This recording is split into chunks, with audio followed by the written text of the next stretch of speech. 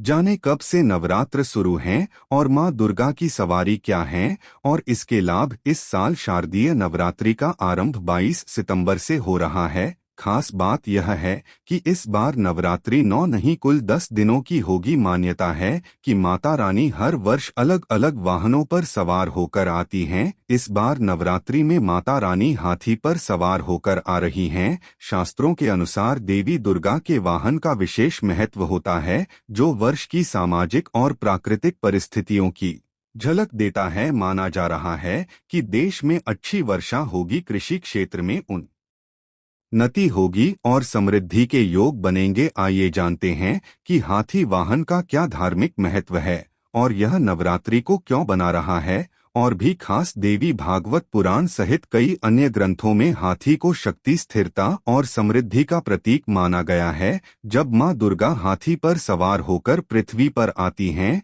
तो इसे अत्यंत शुभ और मंगलकारी संकेत माना जाता है। मान्यता है कि देवी का हाथी पर आगमन कृषि, व्यापार और पारिवारिक जीवन में सकारात्मकता लाता है। यह संकेत करता है कि खेतों में अच्छी फसल होगी और भरपूर वर्षा होगी, जिससे किसानों को लाभ मिलेगा। व्यापार और कारोबार में तेजी आएगी। आर्थिक दृष्टि से समय लाभकारी रहेगा और लोगों के जीवन में स्थायित्व तथा उन्नति आएगी। साथ ही परिवारों में सुख, शांति और आपसी प्रेम का वातावरण बनेगा। विशेष रूप से किसानों के लिए यह वर्ष अत्यंत फलदायी माना जा रहा है, क्योंकि हाथी पर आगमन कृषि कार्यों और प्राकृतिक संतुलन के लिए शुभ संकेत माना गया है। आगे जाने, हिंदू धर्म में हाथी का स्थान। हिंदू परंपराओं में हाथी को शुभ जीव माना गया है।